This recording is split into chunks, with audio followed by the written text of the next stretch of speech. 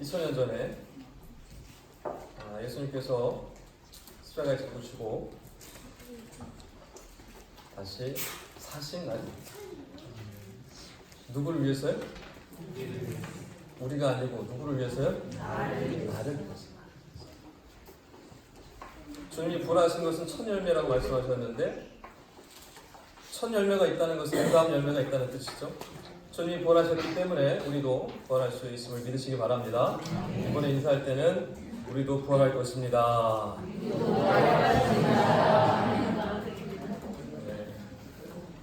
사랑하는 여러분, 부활의 주님께서 지금 이곳에 저와 여러분 가운데 함께 하신 줄 믿으시기 바랍니다. 여러분 부활 믿으세요? 정말 믿으십니까? 아멘. 우리 권사님 안 봤는데 어떻게 믿으세요? 믿으시죠? 아멘. 근데 많은 사람들이 부활을 잘 믿지 못해요. 심지어 믿는 자들 중에도요, 제가 잘 안 믿어지는데요, 성경이 그렇다고 하니까 그냥 그런가 보다 그냥 그렇게 살고 있네요, 이런 분들이요 꽤 많습니다. 보지 않았으니까 믿지 못한대요. 그래서 그냥 뭐 성경이 그렇다고 하니까 그런가 보죠, 뭐 그냥 그렇게 넘어가죠, 뭐 이렇게 부활에 대해서 뜨뜻미지간 해가지고 믿는지 안 믿는지 알 수 없을 정도로 대답하시는 분들이 종종 있습니다. 여러분 어떻습니까? 여러분 부활을 믿으십니까? 대답이 작아졌어요. 이거 어떻게 지금 연목사가 어떻게 끌고 갔지 지금 안 넘어가려고 지금. 네. 여러분 부활은 우리가 역사적 사건이에요. 역사적 사건이고 사실이기 때문에 우리가 믿는 것입니다. 그래서 우리가 무조건 강요해서 믿으라고 해서 믿는 게 아니죠. 그렇죠? 역사적 사건이기 때문에 그렇습니다. 역사적 사건이기 위해서는 여러분 이제 증인이 있어야 돼요. 증인이 있을까 없을까요? 증인이 있죠. 사건의 진실을 증명하기 위해서 증인이 필요한데, 죄수의 딜레마라는 그런 말이 있습니다. 죄수의 딜레마. 이게 뭐냐면, 죄인이 두 사람이 있어요. 범죄한 두 사람이 있다고 쳐요. 이 두 사람이 약속을 합니다. 우리 절대로 범죄한 사실을 고백하지 말자, 자백하지 말자. 이 범죄는 우리 둘만 아는 거라고 끝까지 우리는 가자고 얘기를 합니다. 그래서 무슨 일이 있어도 우리 거짓말 맞힌 것들 이렇게 해가지고 언제 여기 있었고 언제 여기 있었고 이런 말 거짓말 했던 거 절대로 우리 이거 다 마친 대로 끝까지 포기하지 말고 자백하지 말자 하면서 이제 두 죄인이 이렇게 얘기를 합니다. 그런데 두 사람이 이제 각각 따로 떨어져 가가지고 신문을 추조를 받습니다. 그러면 거기서 이제 죄를 자백을 하면 형량을 확 낮춰주겠습니다. 이제 얘기를 하는 순간 그들이 어떻게 될까요? 죄를 고백하기 시작을 합니다. 이제 자기 얘기를 막 하게 되죠. 이게 뭐라고 얘기하냐면 이게 바로 죄수의 딜레마라는 말이라고 합니다. 이게 뭐냐면 두 명조차도 말을 맞추기가 쉽다는 거예요, 어렵다는 거예요? 두 명조차도요, 범죄자 두 명조차도요, 이거를 숨기고 갈 수가 없어요. 이게 쉽지가 않아요. 근데 지금 이미 여러분들 지금 대중매체를 통해서 보고 계시죠? 지금 여러 가지 사건들 있죠. 뭐 카톡에 남아있는 증거들, 그렇죠? 카톡에 남아있는 증거를 인해서 지금 뭐 난리가 났잖아요. 지금 뭐 누가 뭐 했고 무슨 짓 했고 이게 다 나와요. 그게 아무리 이들이 안 했다, 난 모른다, 서로 입을 맞추고 말을 맞춰도 이것은 언젠가 다 드러나게 돼 있어요. 뭐 동영상 숨겼던 거 뭐 그게 다 드러나게 돼. 이거 아무리 거짓말을 해도요, 결국에는 드러날 수밖에 없어요. 여러분 혹시 이 부활을 본 사람들이 여러분 몇 명이나 혹시 되는지 아십니까? 성경에 나오는데요. 예수님이 부활을 목격한 사람들. 우리 친구들 중에 혹시 아는 친구들 있어요? 예수님이 부활한 것을 몇 명이나 사람들이 봤을까요? 우리 친구들 알 수가 없어요? 10명. 제자들 봤다는 거죠, 강연아? 찍었어요? 찍었어. 저는 제자들 생각하고 10명 정도 생각하고 찍었대. 솔직해서 좋아요, 강연님. 여러분 몇 명이나 예수님 부활하신 거 본 것 같아요. 우리 고린도전서 15장 4절 8절 말씀 좀 다시 보도록 하겠습니다. 고린도전서 15장 4절에서 8절 말씀. 자, 우리 한번 말씀을 한번 읽어볼 텐데요. 우리 한 절씩 한번 읽고요. 마지막 절을 같이 읽도록 하겠습니다. 장사 지난 바 되셨다가 성경대로 사흘 만에 다시 살아나사 그 후에 500여 형제에게 일시에 보이셨나니 그 중에 지금까지 대다수는 살아있고 어떤 사람은 잠들었으며 같이 있습니다. 하겠습니다. 맨 나중에 만삭되지 못하여 난 자 같은 내게도 보이셨느니라. 아멘. 여러분, 부활하신 예수님을 본 사람이 몇 명이나 있다고요? 500명 이상이라는 뜻이죠. 500여 형제. 이 형제는 뭐예요? 남자만 500명이고, 그러면 여자들하고 아이들 합치면 몇 명 정도 될까요? 처자식들 다 따지면, 남자 한 명의 처자식들 따지면 뭐 그 이상 훨씬 더 많겠죠. 그 훨씬 더 많은 사람들이 예수님 부활하신 것을 어떻게 했다는 거예요?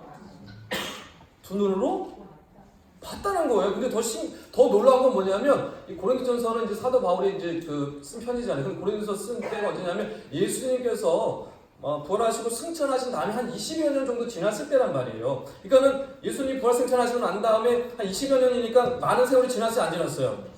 별로 안 지났잖아요. 그러니까 죽은 사람들도 몇 명 있지만 대다수가 뭐예요? 다 살아있다라는 거예요. 500명이 넘는 사람들이, 예수님이 예수님 부활하신 모습을 본 사람들이 500명이 넘는 사람들이 있다는 거예요. 여러분, 주님의 부활이 거짓이라고 한다면 이 500명이 넘는 사람들이 입을 맞췄다는 것인데 이게 가능할까요? 불가능할까요? 여러분, 제가 분명 제수의 딜레마라는 얘기를 통해서 제가 말씀드렸지만, 2명이 말을 맞추고 2명이 거짓말을 꾸미는 게 쉬워요, 어려워요? 어렵습니다. 감추기가 어려워요. 오래 가지는 못해요. 근데 그 숫자가 어때요? 500명이 넘는 사람들이 입을 맞췄다는 게 되잖아요. 부활이 거짓말이라고 한다면. 부활이 거짓이에요, 가짜라고 하면 500명이 여기 눈을 시퍼렇게 뜨고 있는 500명이 넘는 사람들이 입을 다 맞춰야 되는 거예요. 이게 가능할까 불가능할 거예요? 가능할 것 같으세요?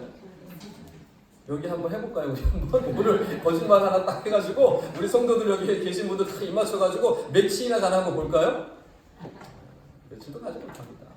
500명이 넘는 사람들이 어떻게 이걸 입을 맞출 수가 있어요? 불가능해요. 근데 또 중요한 역사적 사건, 중요한 증거가 있습니다.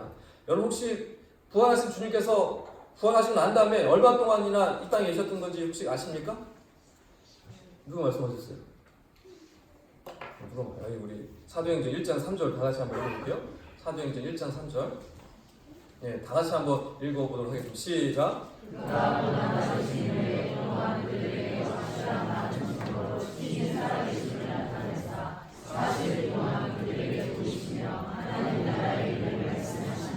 아멘. 우리 친구들, 예수님이 부활하시고 며칠 동안이나 이 땅에 계셨다고요? 40일. 그렇지, 40일. 40일이나 계셨어요. 40일이나 계시는 동안 몇 명한테 나타나셨다고요? 몇 명한테 보여주셨다고요? 500 남자들만 500명 이상. 그럼 여자하고 우리 아이들까지 합치면 몇 명 이상? 1000명 이상 되겠죠. 그 이상 될 수 있겠죠. 그러니까 예수님이 그 많은 사람들에게 40일 동안 다 보여줬어요. 그런데 그것을 거짓말이다, 지어낸 이야기다, 꾸며낸 이야기다 라는 것이 가능할까요? 불가능할까요? 불가능해요. 이거 가능하다라고 하면 그게 잘못된 거예요. 불가능해요. 몇 사람 말 맞추기도 힘들고 잠시 잠깐 말 맞추기도 힘든데 이 엄청난 것을. 그럼 마지막으로 한 가지 더 볼 게 있어요. 제자들. 여러분, 제자들이요, 한번 생각해 보십시오. 부활하기 전에 예수님이 십자가에 달리셨을 때 제자들이 어떻게 했어요? 다 어떻게 했어요?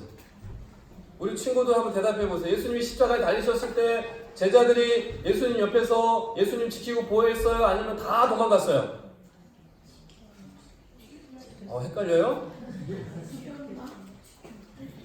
지켰나? 예수님께서 십자가에 달리셔가지고 이제 잡혀가지고 막 갈 때 제자들이 옆에서 우리 예수님 보호하려고 막 이렇게 보호했어요? 아니면은 자기도 잡힐까봐 멀리 도망갔어요? 도망갔어요. 그래요, 도망갔어요.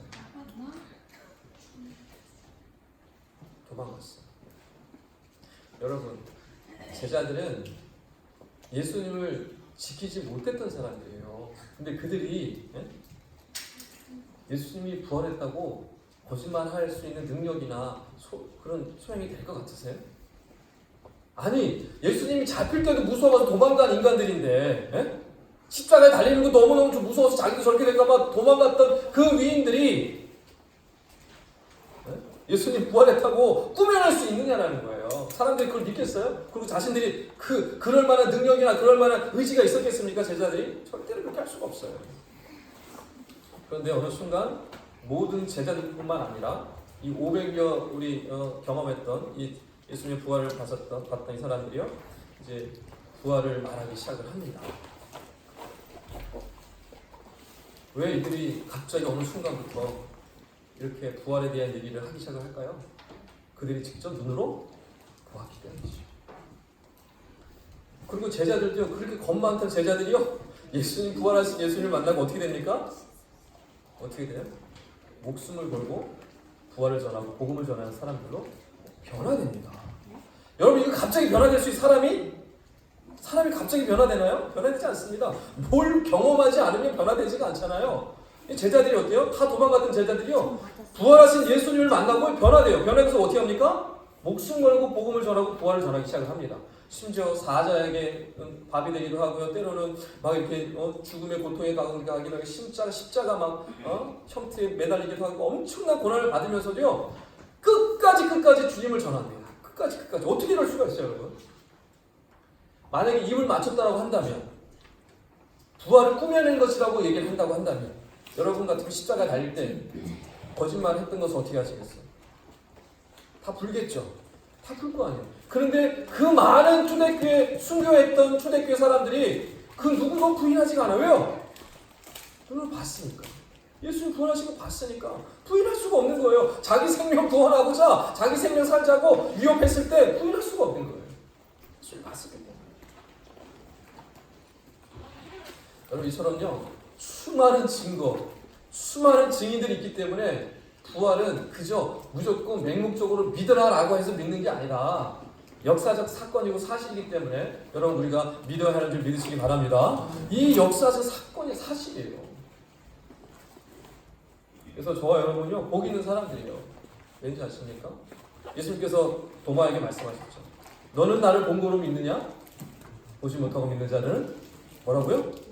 복되도다. 할렐루야. 도마에게 말씀하셨죠. 도마는 나 예수님 보지 않으면, 제자들이 얘기하잖아요, 도마한테. 예수님 부활했어. 내가 봤어. 그러니까 야 거짓말 하지 마. 내가 내 눈으로 똑똑히 보지 않으면, 내가 내 손가락을 집어넣지 않으면 절대로 난 믿지 못할 거야. 막 이렇게 하잖아요. 근데 예수님이 진짜 어떻게 했어요? 도마 앞에 나타나셨어요.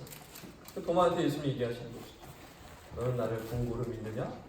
보지 못하고 믿는 자는 복되도다. 저와 여러분은 어떻게 된 거예요, 그러면? 봤어요? 보지 못했어요?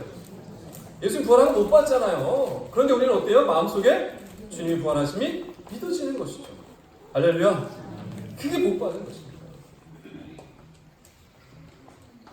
옆에 보시면서 다시 한번 확신을 가지고, 믿음을 가지고, 주님이 정말 부활하셨대요. 다시 한번, 주님 정말 부활하셨습니다. 여러분, 이제 그 기쁜 이 부활의 충격을 여러분 간직하시고요. 우리 신입사님 기도하셨지만, 여러분 혼자만 누리면 돼요, 안 돼요? 안 돼요. 안 됩니다. 부활의 소식, 복음의 기쁜 소식, 내가 살아나는 이 엄청난 소식을 어떻게 나만 누리게 돼요? 어떻게 나만 누릴 수가 있어요? 사는 길이 여기에 있는데. 정원아, 어서 와. 이 소망의 귀한 메시지가 나한테, 너무너무 귀한 메시지가 나한테 믿어지는데 어떻게 나만 이거 누리고 살아갈 수가 있겠습니까? 여러분, 바라옵기는 부활의 산 소망을 여러분 간직하시고, 부활에서 주님의 주신 귀한 기쁨들을 여러분 누릴 뿐만 아니라 전하며 증거하며 우리 주변의 이웃들에게 아름다운 소식을 전하며 나가신 저와 여러분 다 되시기를 주님으로 아주 축원합니다. 오늘 이사야 53장 말씀의 마지막 말씀입니다. 우리가 한 주간 동안 열심히 달려왔어요. 고난 주간에 정말 새벽마다 우리 아이들 나오고, 우리 찬양팀 나오고, 예배팀 나와서 정말 애쓰셨어요. 그래서 우리 많은 성도님들 같이 고난 주간에 귀한 말씀을 나누고, 이사야 53장을 통해서 그 그리스도가 도대체 우리에게 누구인가를 우리가 나눴습니다. 이제 오늘 마지막 시간입니다. 부활하신 그 메시아, 그 그리스도가 나와 도대체 무슨 관계가 있는가? 도대체 무슨 나하고 무슨 연관이 있는가? 오늘 이사야 선지자는 53장 이 엄청난 위대한 메시아 예언장을 마치면서 마지막 12절에서 무슨 말씀을 전하고 있냐면 승리의 그리스도를 전하고 있습니다. 무슨 그리스도들? 승리하는 그리스도. 승리하신 그리스도. 이게 도대체 나에게 무슨 의미냐? 12절 말씀을 다시 한번 큰 목소리로 한번 같이 읽어보도록 하겠습니다. 12절 말씀 다 같이 한번 읽습니다. 시작. 그러므로 내가 그에게 존귀한 자와 함께 몫을 받게 하며 강한 자와 함께 발시한 것을 나게 하니 이는 그가 자기 영을 벌어 사람에 이르게 하며 범죄자 중 하나로 헤아림을 받았습니다. 그러나 그가 많은 사람의 죄를 담당하며 범죄자를 위하여 기도하였느니라. 아멘. 여기서요, 우리가 이 말씀의 배경을 좀 먼저 인지를 하고 갈 필요가 있습니다. 이 존귀한 자와 함께 몫을 받게 하며 강한 자와 함께 탈취한 것을 나누게 하는 것이라는 그 표현이 있는데, 이것은 뭐냐면 그 시절에 이스라엘 백성들 그 시절에 이 얘기 들으면 누가 다 아는 건데, 전쟁에 대한 배경 이야기를 이사야가 해주고 있는 거예요. 전쟁. 그 당시에 전쟁이 일어났을 때 이런 일들이 있었어요. 그러니까 전쟁이 일어나면 우선 전쟁이면 두 나라가 싸우게 되면 한 나라는 승리하고 한 나라는 질 거 아닙니까? 그럼 승리한 나라에서 어떻게 하냐면 패배한 그 나라의 것들 다 뺏어 오는 거예요. 권리품을 다 취하는 것입니다. 그게 전쟁의 그 원리였어요. 그래서 그 전쟁에서 승리한 장수가 있잖아요. 장수가 이제 그 승리 행진을 합니다. 그 나라에. 승리 행진을 하면서 들어오면서 막 전리품을 다 갖고 들어가는 거예요. 그러면 백성들이 어떻게 합니까? 와 하면서 그냥 박수 치면서 꽃을 던지면서 막 그냥 막 난리가 나겠죠. 축제 분위기가 됩니다. 그래서 막 이렇게 전리품을 끌고 오고 포로를 끌고 오면서 막 개선 행진을 막 하는 거죠. 그러고 난 다음에 이 승리한 장수는요, 왕으로부터 엄청난 존귀한 칭호를 받습니다. 뿐만 아니라 엄청난 상을 받아요. 엄청난 상. 이게 전쟁에서 일어나는 그런 모습들이에요. 근데 이사야 선지자가 지금 그 얘기를 풀어서 설명해주고 있는 거예요. 그러니까 뭐냐면 이 전쟁 이야기를 통해서 이 메시아가 그동안 고난받았던 것을 어떻게 표현하고 있냐면 영적인 전쟁으로 표현하고 있는 거예요. 메시아가 고난받았던 것, 그것은요 전쟁을 한 거와 똑같은 걸 보고 있는 거예요. 그래서 영적인 전쟁을 통하여서 메시아가 그 승리를 했다는 것을 이제 궁극적으로 설명해주고 있는 것이죠. 여러분, 메시아가 궁극적으로 승리했다는 것은 무슨 뜻일까요? 우리가 오늘 무슨 주일을 맞이하고 있습니까? 부활주의죠. 그러면 메시아가 뭐 한 거예요? 다시 사심을 통하여서 승리했다는 것을, 이 승리의 표현을 바로 이제 그렇게 설명해주고 있는 것입니다. 그러니까 뭐냐면 예수 그리스도가 당한 그 모든 고난들은요 사실 우리를 위한 영적인 전쟁이었던 거예요. 그 엄청난 고난을 받았던 전쟁. 근데 그 전쟁을 통해서 어떻게 하신 거예요? 승리하시고 이기신 거예요. 그래서 메시아 이 예언장을 이 53장을 통하여서 결국 12장을 통해서 보여주는 건 뭐냐면 이 메시아가 궁극적으로 결국에는 승리하셨다. 다시 부활하심으로 완전한 승리를 이루셨다라는 것을 이제 말씀해주고 있습니다. 우리가 오늘 말씀을 읽지 않았지만 53장 10절의 말씀을 우리 한번 읽어보도록 하겠습니다. 우리 성경책 보시면요, 이사야 53장 10절 우리 같이 한번 읽어보도록 하겠습니다. 거기에 중요한 승리에 대한 근거에 대한 이야기가 나옵니다. 10절입니다. 여호와께서 시작. 여호와께서 그에게 사람을 받게 하시기를 원하사 질고를 당하게 하셨은즉 그의 영혼을 속건 제물로 드리게 이르면 그가 씨를 보게 되며 그의 날은 길 것이요 또 그의 손으로 여호와께서 기뻐하시는 뜻을 성취하리로다. 아멘. 여기서 그의 영혼을 속건 제물로라고 하는 그 표현 뒷부분에 보면 그의 날은 길 것이요 또 그의 손으로 여호와께서 기뻐하시는 뜻을 성취하리로다라고 말씀하고 있습니다. 이게 뭐냐면 바로 그리스도께서 죽으시고 이제 다시 살아나신, 부활하셔서 영원한 생명에 이르는 그 모습을 이제 묘사하고 있는 거예요. 그의 날은 길 것이라는 표현이 바로 그런 뜻입니다. 여러분, 이 그리스도께서 저와 여러분을 위해서 고난 받으신 것이 영적인 전쟁이었던 것이고, 이제 그 영적인 전쟁을 마무리하고 궁극적으로 승리를 하셨는데, 그 승리를 하신 것이 뭐냐면 죽으셨다가 살아나셔서 부활하셔서 이 엄청난 승리를, 영광을 받으셨다라는 것을 이제 메시아 53장 마지막 절을 통해서 설명해주고 있는 것입니다. 여러분, 창세기 3장 15절 말씀에 보면 이 뱀의 후손이 사탄이 여자의 후손의 발 뒤꿈치를, 그렇죠? 발 뒤꿈치를 물겠다 그랬어요. 그 물겠다는 표현이 뭘까요? 육체적으로 죽이는 것을 얘기하는 거예요. 근데 여자의 후손 그 그리스도가 어떻게 해요? 어떻게 됐습니까? 거기서 끝난 것처럼 보이는 게 아니라 사실은 어떻게 됩니까? 승리하시죠. 어떻게? 뱀의 머리를 어떻게 해요? 밟아버리죠. 그게 창세기 3장 15절에는 우리 원복음, 원래 있었던 복음에 대한 예언 아닙니까? 그게 성취가 되는 것이 뭐예요? 결국 뱀은 예수 그리스도의 육체를 죽게 한 것처럼 보여서 승리한 것처럼 보이지만 사탄은 그걸 승리한 게 아니라 오히려 예수님이 뭐 하신 거예요? 살아나셨죠. 부활하셨죠. 그래서 뱀의 머리를 밟았다는 뜻은 뭐예요? 죽음을 이기고 사망 권세를 깨고 사탄의 머리를 짓이김으로 말미암아 어떻게 승리하셨다는 거죠. 부활이 이런 의미가 있는 것입니다. 그 창세기 3장 15절의 이 복음의 말씀이요 이렇게 이루어지는 거예요. 승리, 부활을 통하여서 역사하신 우리가 알 수가 있습니다. 그런데 그리스도께서 죽으시고 부활하신 다음에 하나님께서 그리스도에게 놀라운 그 은혜의 역사하심을 허락해 주시는 장면이 나오는데요. 오늘 이사야 53장 12절을 이 빌립보서 2장 9절 11절에서 풀어서 설명해 주고 있습니다. 자, 우리 다 같이 한번 빌립보서 2장 9절에서 11절 말씀 한번 볼 텐데요. 자, 앞에 보시죠. 네, 우리 다 같이 한번 제가 9절 여러분 10절 10절 같이 읽도록 하겠습니다. 이러므로 하나님이 그를 지극히 높여 모든 이름 위에 뛰어난 이름을 주사 하늘에 있는 자들과 땅에 있는 자들과 땅 아래에 있는 자들로 모든 무릎을 예수의 이름에 꿇게 하시고 같이 있습니다. 모든 입으로 예수 그리스도를 주라 시인하여 하나님 아버지께 영광을 돌리게 하셨느니라. 아멘. 예, 이게 하나님께서요 승리한 그러니까 참 놀라운 게 이사야 53장 12절 말씀을 보면서 이 빌립보서 말씀을 보니까 너무너무 이게 이해가 되는 거예요. 예수 그리스도께서 승리하시고 난 그 형상이 전쟁 현상으로 생각을 해보세요. 그러면 승리한 그 장수가 예수 그리스도로 생각을 해보세요. 그러면 왕이 누구예요? 하나님이시겠죠. 하나님께서 그 승리한 장수인 예수 그리스도에게 영광을 주신 영광을 뭘 주냐면 통치권을 주시고 거기에 또 뭐냐면 이름을 주셨다. 이렇게 칭호를 무슨 칭호를 주시냐? 11절에 보면 모든 입으로 예수 그리스도를 주라 시인하여 하나님 아버지께 영광을 돌리게 하셨느니라 라는 표현이 나오거든요. 그래서 지금 앞에 보면요 지극히 높였어요. 모든 이름 위에 뛰어난 이름을 또 주신 거예요. 그리스도에게 칭호를 주신 거예요. 칭호. 옛날 그 승리한 장수에게 왕이 칭호를 주듯이 존귀한 칭호를 주듯이 똑같아요. 그래서 그 예수 그리스도에게 칭호를 주셨는데 무슨 칭호를 주냐면 11절에 예수 그리스도를 주라 시인하도록 칭호를 주신 거예요.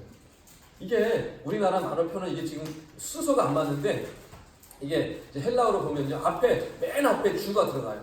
그 다음에 예수, 그 다음에 그리스도예요. 이게 뭐냐면 주, 예수, 그리스도라는 이름을 타이틀을 그리스도에게 다시 주신 거예요. 누가? 하나님께서. 고난받고 영적인 승리를 이루고 부활하셔서 이 놀라운 역사를 이루신 그 예수 그리스도에게 하나님께서 이름 위에 뛰어난 이름, 그 이름 위에 가장 뛰어난 이름을 주셨는데 그 이름이 뭐냐면 주 예수 그리스도예요. 큐리오스, 이에수스, 크리스토스. 이게 큐리오스라는 단어를 구약에서는요 오직 하나님께만 주시는 칭호였어요. 하나님에게만 붙이는 칭호예요. 큐리오스라는 이 단어가. 근데 이거를요 누구에게 준 거예요 지금? 예수 그리스도에게. 칭호를 이게 헬라어로 보면 이걸 다 대문자로 써놨어요. 이게 오직 유일한 최고 중에 최고의 그 칭호를 받은 그런 의미를 담고 있어요. 그래서 하나님께서 예수님에게 그냥 예수 그리스도라는 것으로 아니라 여러분 이제 우리는 어떻게 예수님을 부르셔야 되는 거예요? 주 예수 그리스도. 할렐루야. 이런 의미가 있어요. 이런 칭호를 주셨어요. 승리하신 예수 그리스도. 여러분 이제 기도하실 때마다 어떻게 하셔야 돼요? 주 예수 그리스도. 예수 그리스도라고 해도 되겠죠. 그러나 하나님께서 칭호를 주셨기 때문에 될 수 있으면 칭호를 붙이는 게 좋겠죠? 그러면 주 큐리오스, 온전한 큐리오스, 주 예수 그리스도로 우리가 이제 우리가 모든 입으로 그렇게 시인하도록 하셨으니까 이제 앞으로 부활하신 예수님에게는요 우리가 이 칭호를 붙여드려요. 근데 이 칭호만 주신 것뿐만이 아니라 하나님께서 엄청난 권세를 주셨죠. 무슨 권세를 주셨습니까? 10절에 보시니까 하늘에 있는 자들과 땅에 있는 자들과 땅 아래에 있는 자들로 모든 무릎을 예수의 이름에 꿇게 하셨어요. 그 뭐예요? 온 세상 만물을 통치하는 권세를 주신 거죠. 할렐루야. 예수 그리스도가 이제는요 통치권을 받은 거예요. 고난받고 죽으시고 부활하시고 난 다음에 이 엄청난 하나님의 영광과 통치의 자리를 내어주신 거예요. 그래서 하늘 보좌 우편에 앉았다는 뜻이 무슨 뜻일까요? 이제 하나님을 대리해서 통치하는 통치자의 의미가 하늘 보좌 우편에 있다는 뜻이에요. 우편이라는 뜻이 바로 그런 통치자의 개념이 거기에 들어가 있는 것입니다. 그러니까 예수님께서요, 이 세상을 다스리는 통치자고요, 오직 유일한 칭호 주 예수 그리스도라는 칭호를 받으셨어요. 그러니까 우리는 이제 예수를 바라볼 때 어떻게 되는 거예요? 모든 만물의, 나만의, 우리 믿는 자들만의 주인이 아니라 온 우주 만물의 주인이며 온 세상 오고 가는 사람들의 뭐예요? 통치자, 권세자로 우리를 바라봐야 됩니다. 얼마나 대단합니까? 얼마나 귀한 것입니까? 이제 이게 우리랑 무슨 상관이 있는 거예요? 중요한 마지막 질문입니다.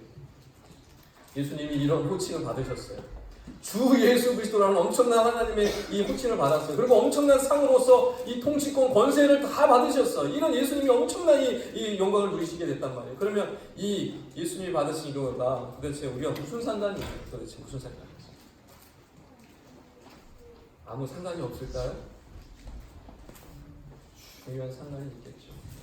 어떤 상관이 있을까요? 사도 바울이 우리 한 절 같이 또 보겠는데요.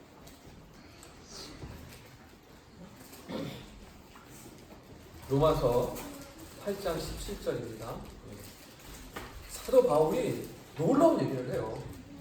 로마서 8장 17절에서 꼭 이렇게 얘기해야 되나? 하는 그 말씀을 전합니다. 근데 우리가 이 예수님의 이 놀라운 영광을 받으시고 통치권을 받으시고 이 엄청난 이름의 이 존칭의 호칭을 받으신 그 이유를 우리가 알면요, 이게 비로소 이해가 되어져요. 로마서 8장 17절입니다. 다 같이 한번 읽도록 하겠습니다. 자녀이면 시작.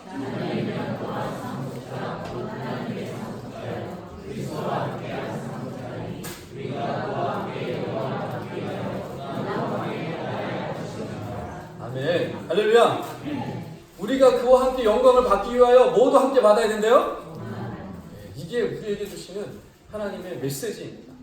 예수님이요, 영광을 받기 전에, 이 칭호를 받기 전에, 이 권세를 받기 전에 무슨 과정이 있었어요? 고난의 과정이 있었어요. 보통 고난입니까? 십자가 고난입니다. 엄청난 고난을 받으셨어요. 그 고난이 없으면 영광이 있어요, 없어요? 권세를 받을 수 있어요, 없어요? 이 엄청난 호칭, 존칭을 받을 수 있어요, 없어요? 받을 수 없어요. 그렇죠?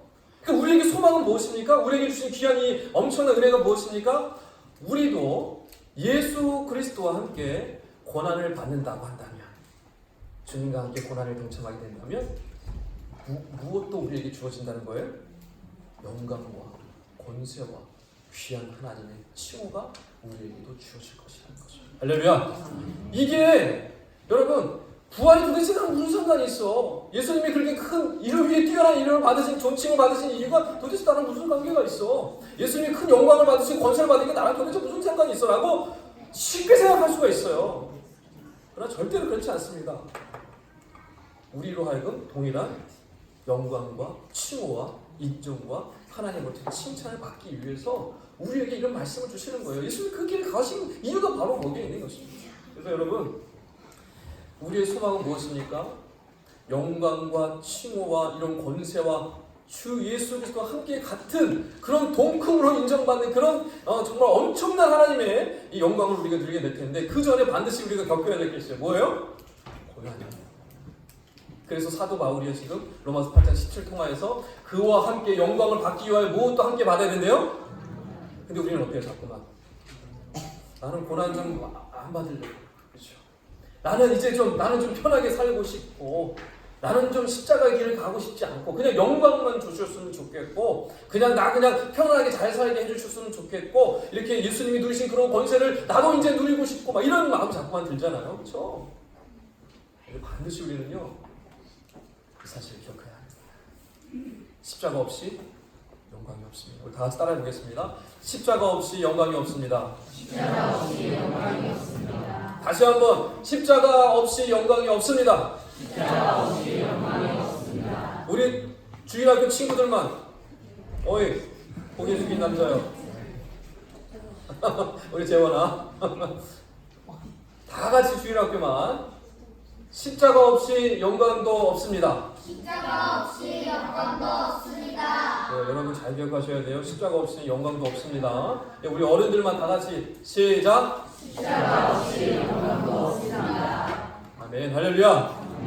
늘 기억하십시오. 이게 우리에게 주신 하나님 엄청난 축복이에요. 그래서 우리는 죽음을 더 이상 두려워하는 사람들이에요? 두려워하지 않는 사람들이에요? 세상 사람들은 어떻습니까? 죽음을 두려워합니다. 죽음을 두려워해요. 세상 사람들은. 권사님들 죽음이 두려우세요? 우리 박 권사님 죽음이 두려우십니까? 아이고, 우리 권사님들 전에 제가 신방해 보니까요, 빨리 주님한테 갔으면 좋겠대요. 빨리. 그래서 제가 그랬어요. 누구 마음대로 빨리 가요? 도대체 누구 마음대로, 누구 허락받고 지금 빨리 갔냐? 주님 빨리 만나고 싶으시대요. 그래서 제가 그랬어요. 아직 한참 남으셨어요. 누구 마음대로 가시려고 그러세요? 여러분 우리가 왜 이 땅에 아직 여전히 살아 있습니까? 예수 믿고 구원 받았으면 그냥 천국 가도 되잖아요. 그렇지 않아요? 빨리 저도 그래요. 빨리 가고 싶어요. 그냥 천국 가고 예수님 같이 정말 영생하는 그런 기쁨, 감격을 누리고 싶어요. 빨리 그냥 조용히 그냥 데려가셨으면 좋겠어요. 근데 우리를 왜 이 자리에 남겨두셨습니까? 왜 이 자리에 여전히 숨쉬게 이 자리에 남겨두셨어요? 왜 우리 권사님들, 우리 흰 옷 입은 천사들과 같은 세 분이 지금 앉아 계시는데 너무너무 천사같이 너무너무 예쁘신데 왜 우리 권사님들도 이렇게 남겨두셨습니까? 왜 그래요? 아직 싸워야 할, 달려갈 길이 남아있는 거예요. 할렐루야.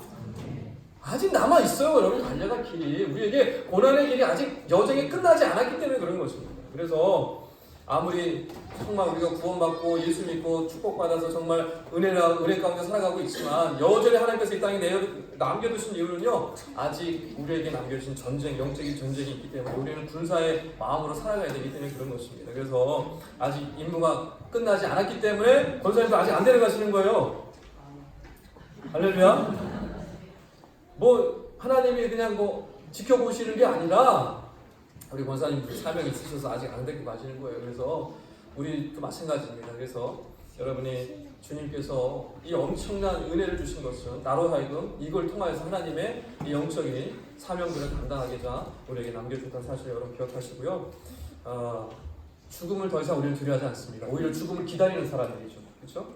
죽음을 우리가 더 이상 무서워하지 않습니다. 왜요? 예수 그리스도께서 사망 권세를 어떻게 해요? 이기셨기 때문에. 할렐루야. 사망 권세를 깨고 이기셨어요. 사탄의 머리를 짓이겨 버리셨어요. 우리는 더 이상 이거에 대해서 두려워할 필요가 없는 거예요. 말씀을 정리하겠습니다. 그렇다면 이제 여러분, 우리는 어떤 시각으로 이 땅에서 삶을 살아가야 될까요? 어떤 눈을 가지고 어떻게 세상을 바라보고 살아가야 될까요? 어떻게? 승리자의 눈으로 살아가야 합니다. 무슨 눈으로 살아가야 된다고요? 예수님이 승리하셨으니까. 할렐루야. 예수님이 승리하셨으니까 우리도 똑같이 승리자의 눈을 가지고 살아가야 돼요. 강연아, 패배자의 눈이 아니라 무슨 눈으로? 승리자의 눈으로. 강연아, 그렇지? 우리 주일학교 친구들 잘 기억하세요. 주가가? 우리 땡그래가지고 너무 예뻐요. 우리 주일학교 친구들 잘 기억하십시오. 우리는 승리자의 눈으로 이 세상을 살아가야 되는 거예요. 아셨죠? 목사님 따라하세요. 나는 승리자입니다. 나는 승리자입니다. 그래가지고 승리할 수 있겠어? 다시 크게. 나는 승리자입니다. 나는 승리자입니다. 그래요. 여러분은 승리자예요. 절대 패배자가 아닙니다.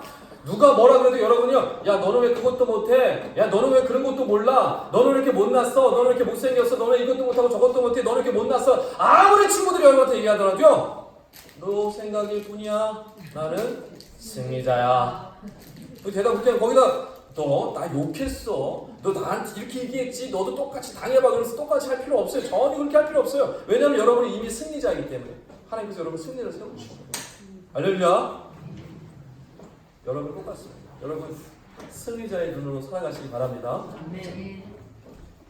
예전에는요, 암이라고 하면 어떻게 했어요? 예전에 우리 어릴 때 암 선고를 받으면 어떻게 했어요? 이제 죽었구나. 사형 선고를 받았다고 생각을 했어요.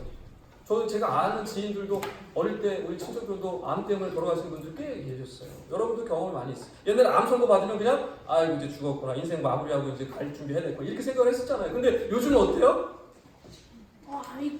치료하기는 어렵지만, 당연히 엄마도 지금 그러셨지만 치료하기 어려운 가정 가운데 있긴 하지만 어떻게 돼요? 이겨내는 병이에요. 이제는 이겨내는 치유되어지는 병이죠.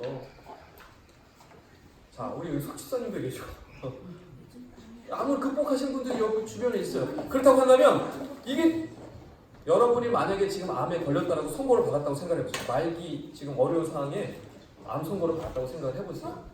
그런데 여러분이 주변에 우리 석지사님과 같은 암을 극복하신, 암을 이겨내신 분들이 옆에 있어요. 그럼 여러분 무슨 생각이 듭니까? 나도 이길 수 있겠구나. 암 걸리면 죽는 줄 알았는데 암을 극복했네. 암을 이겼네. 나도 이길 수 있겠구나. 뭐가 생겨요? 마음속에 소망이 생기죠. 내가 암이 걸렸어도, 더 심한 질병이 걸려도 어떤 심한 문제가 일어나도 암도 이기고 극복하는, 내가 뭘 못하겠어? 이런 마음이 생기는 것이죠. 여러분, 제자들이요 부활하신 주님을 보았습니다. 그러자 갑자기 그들에게 두려움이 사라졌어요. 어떻게 두려움이 사라졌습니까? 그들은 똑똑히 봤어요. 고난받는 십자가에 달려 죽으시는 예수님을 봤을 뿐만 아니라 죽음을 이기고 부활하신 주님을 똑똑히 봤어요. 그러니 뭘 경험한 거예요? 죽음을 이기는 것을 경험한 거예요. 죽음이 두려울까요? 십자가에 매달려 있다고 로마 병사가 총칼을 들이댄다고 하더라고요. 두려울 수 있을까요? 두렵지 않을 수 있고. 왜요? 똑똑히 봤으니까. 소망이 있는 거죠. 죽어도 죽지 않는다. 확신과 소망, 부활할 수 있다는 소망이 있었기 때문에 그들은 두려움이 없었습니다. 여러분, 혹시나 지금 고난 가운데 또 삶의 무게 때문에 마음이 힘들고 어려운 가운데 계신 분들이 있을 수도 있습니다. 그러나 여러분, 버티십시오. 견디십시오. 인내하십시오. 주님이 그렇게 하셨어요. 주님이 끝까지 견디고 인내하시고 버티셨어요. 그리고요, 주님이 그 고난을 통해서 나중에 영광을 받으시고 승리하시고 엄청난 하나님의 축복을 받았던 것처럼 우리도요, 고난 가운데 있지만 묵묵히 한 걸음 한 걸음 인내하고 버티고 견디고 끝까지 버티다 보면 예수 그리스도처럼 어떻게 될까요? 승리하게 될 것입니다. 할렐루야! 영광받게 될 것이고요, 놀라운 하나님의 축복을 받아들이게 될 것이고요, 부활하는 놀라운 역사를 맛보게 될 것입니다. 사랑하는 여러분, 세상의 그 어떤 공격도 죽음조차도 여러분을 이기지 못하는 것을 기억하시고, 주 예수 그리스도께서 사망 권세를 깨뜨리고 이기셨기 때문에 나도 주님과 함께 부활할 수 있다는 마음, 확신을 가지시고요, 그 어떤 어려움 속에서도 이 확신 가운데 살아가심을 통하여서 정말 나를 위해서 지금도 기도하시고 나를 위해서 지금도 지키시고 보호하시는 이 엄청난 하나님의 은혜 가운데 거하심을 통하여서 주님 앞에 평안한 가운데 감사와 기쁨으로 승리함을 나가시는 저와 여러분 다 되시기를 주님의 간절히 축원합니다.